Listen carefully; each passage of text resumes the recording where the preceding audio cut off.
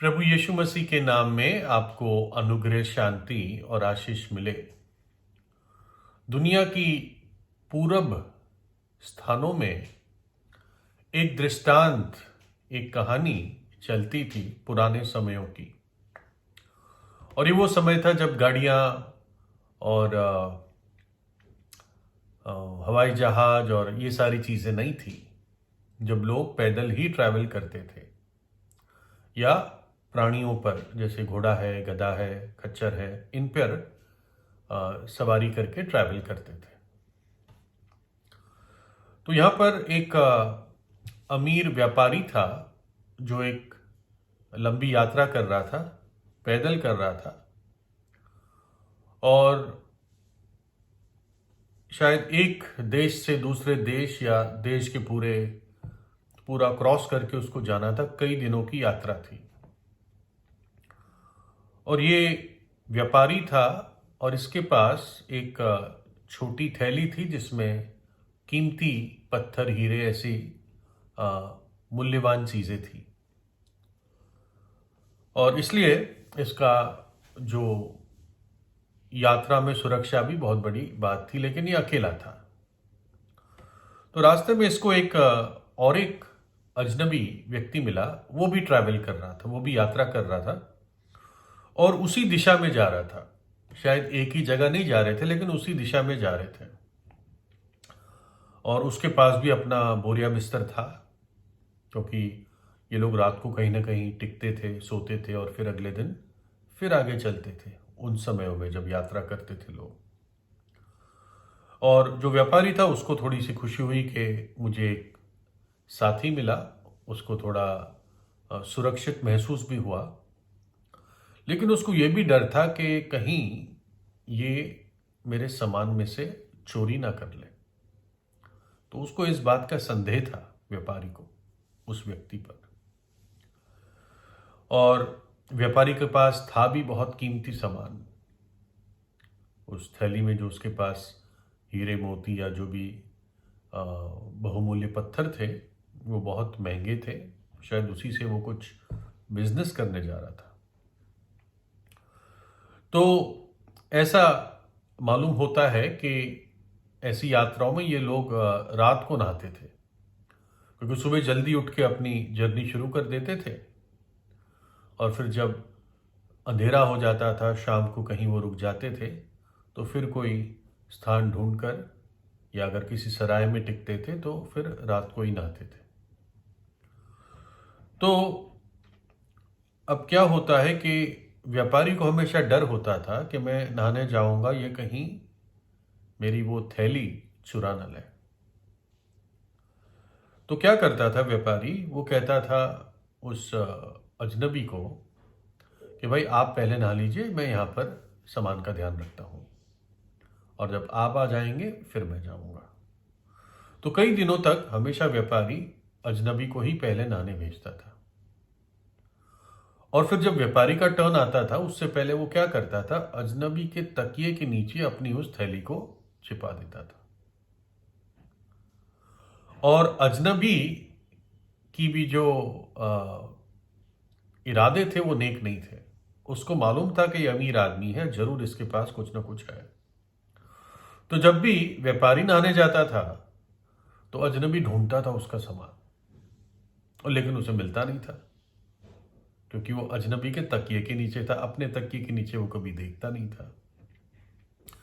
तो इस प्रकार से अमीर आदमी की चतुराई से उसका खजाना या जो उसकी महंगी चीजें थी वो आखिर तक बची रही, और अजनबी हमेशा फेल होता रहा।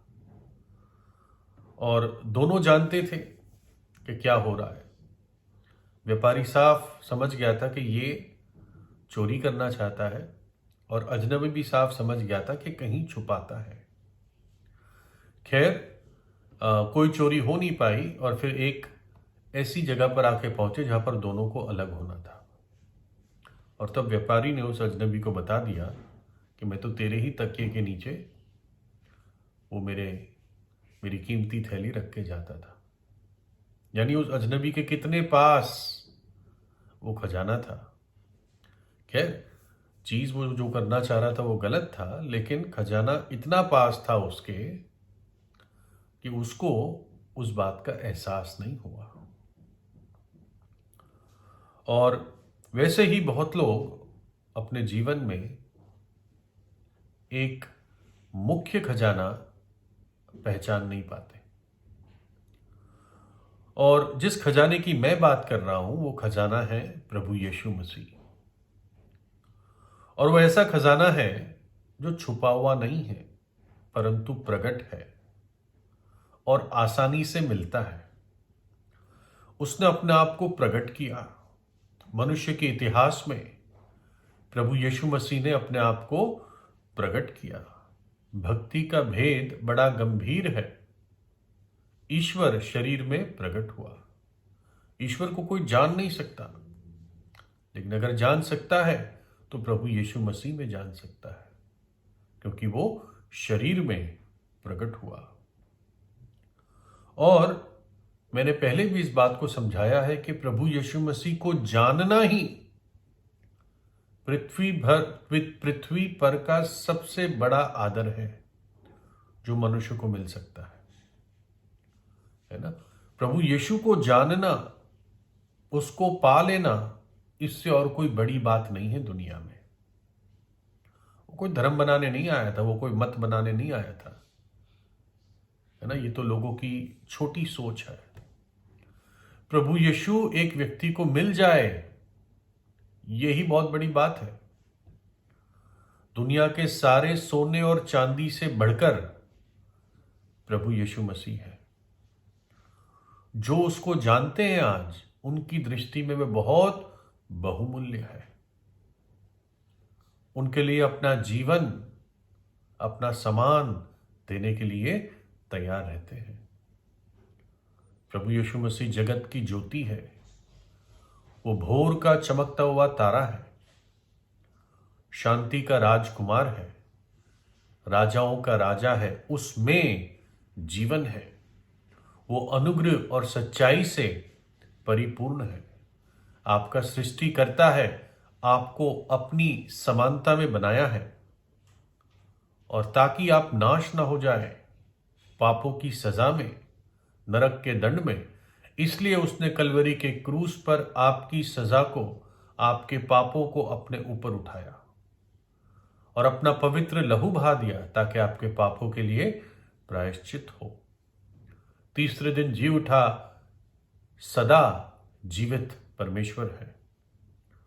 और वो इतना करीब है कि आप विश्वास से उसको पुकारेंगे, सच्चे हृदय से पुकारेंगे, तो वो आपके जीवन का प्रभु बन जाएगा।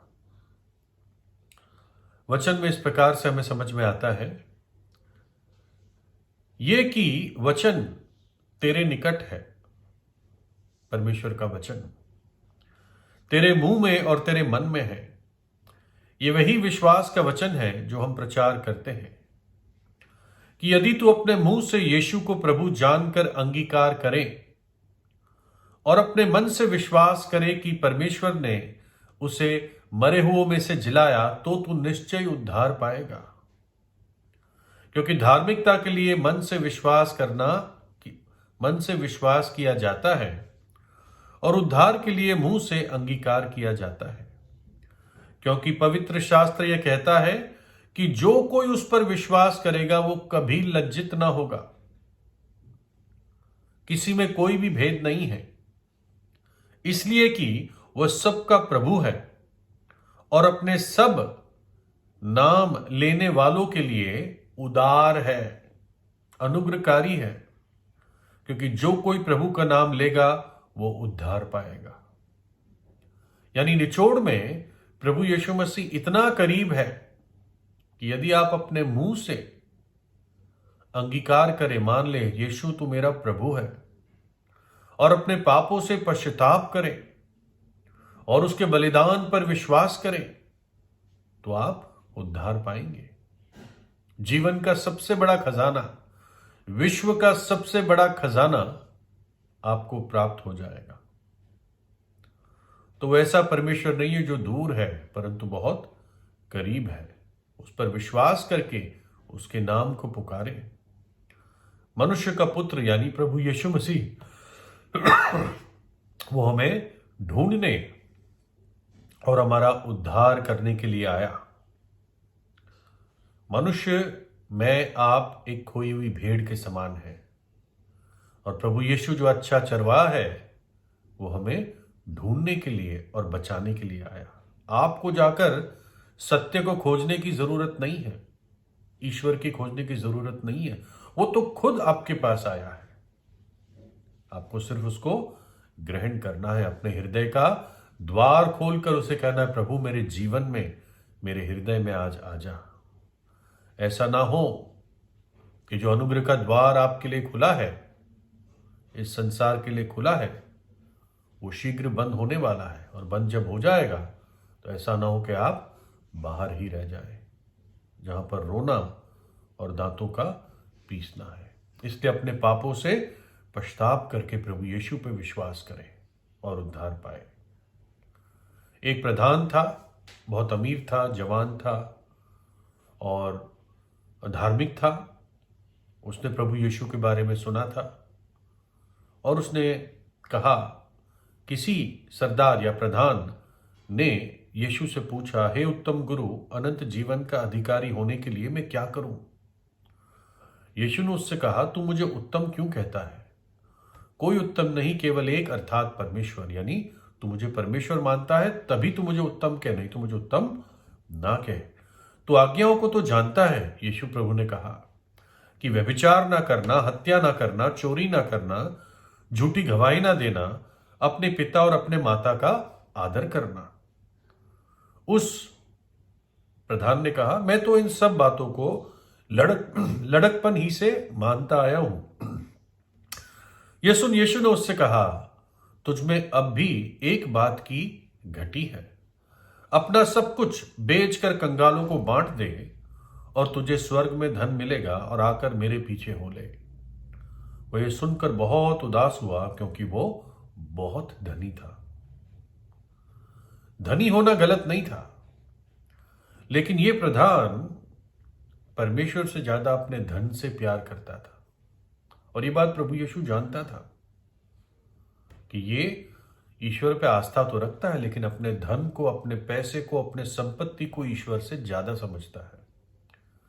इसलिए इस व्यक्ति के लिए प्रभु यीशु ने कहा, अपना सब कुछ बेचकर मेरे पीछे हो ले और स्वर्ग में तुझे बड़ा धन मिलेगा, है ना। लेकिन ये दुखी होकर चला गया।